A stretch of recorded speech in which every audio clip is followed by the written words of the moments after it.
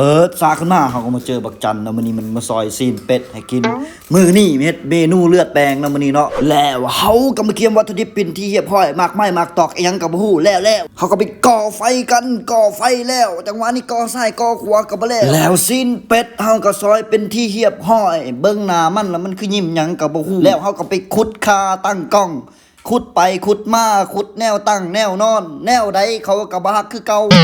แล้วข้างในเป็ดเฮาก็ซอยเป็นที่เรียบร้อยหลังจากนั้นเฮาก็มาตั้งหม้อเกียมที่จะทอดมันทุยจะคั่วมันนั่นเองเฮาบ่ต้องใส่น้ำมันเฮาต้องใส่ผงชูรสใส่ไป1บวงแล้วก็ใส่ไปอีก2บวงใส่ไปใส่มาใส่หลายแซ่บหลายใส่น้อยแซ่บน้อยเด้อพี่น้องเอ้ยหลังจากนั้นก็ต้องเอาซีนใส่เข้าไปแล้วเป็นคนเล่คนซ้ายคนขวาคนหน้าคนหลังคนไปคนมาสุกเสยพี่น้องพอแต่สุกแล้วหมอนี่ก็บอกว่ายกแก้ข้าวว่าซั่นเฮาก็จวดแล้วแหละ1 2 3กึกพอจะยกแล้วเฮาก็มาจัดการเลือดแปลงสูตรโบราณเฮาใส่ไป1บวงแล้วก็ใส่ไปอีก2บวง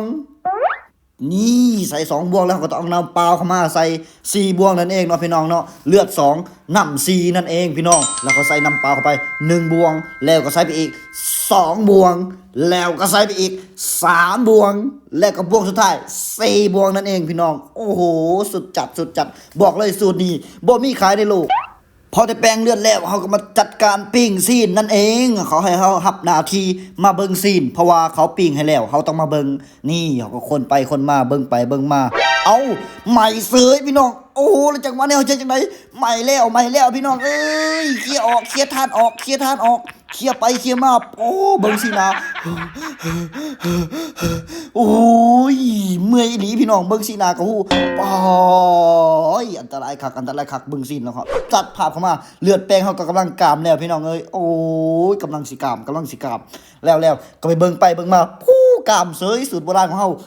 บอกเลยบ่ธรรมดาแล้วเฮาก็มาซิมก่อนเพราะว่ามันกามแล้วเขาต้องซิมก่อนนะพี่น้องเอ้ยเขาต้องซิมก่อนแล้วตักจังได